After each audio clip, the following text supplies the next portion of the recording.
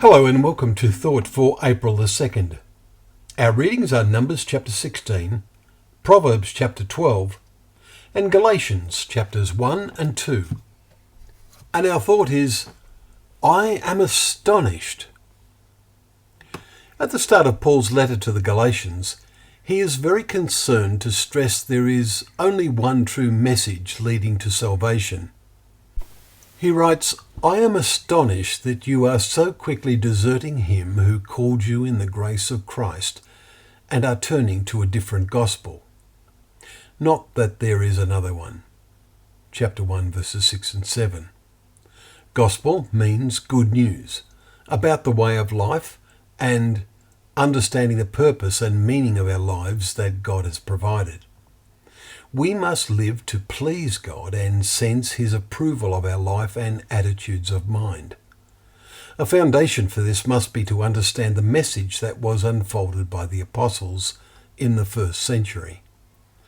Through the centuries, there have been repeated attempts to change the gospel, resulting in the many different churches. Note how Paul bluntly states, if anyone is preaching to you a gospel contrary to the one you received, let him be accursed. Verse 9. Then he adds, for am I now seeking the approval of man or God? Or am I trying to please man? If I were still trying to please man, I would not be a servant of Christ. Verse 10. It is our consciousness of God that matters above all else. A faulty consciousness can lead us into foolishness. There is a remarkable example of this in our Numbers reading, chapter 16 today. There is a rebellion against the authority God had given to Moses and Aaron.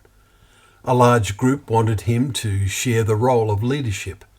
They said, all in the congregation are holy, every one of them, and the Lord is among them. Why then do you exalt yourself above the assembly of the Lord? Verse 3. They wanted to have a share of the leadership. The human spirit of democracy was in their thinking, although some of them, the Levites administering different roles in the tabernacles, already had important roles. The words of Moses that really caught our attention as he and Aaron fell on their faces in prayer was, O God, the God of the spirits of all flesh. Strange words that are a recognition of the remarkable power of God to know absolutely everything.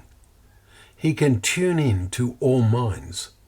He must be able to do so, to hear all prayers. Like those challenging Moses, so those who develop a different gospel fail to realize that God is the God of the spirits of all flesh.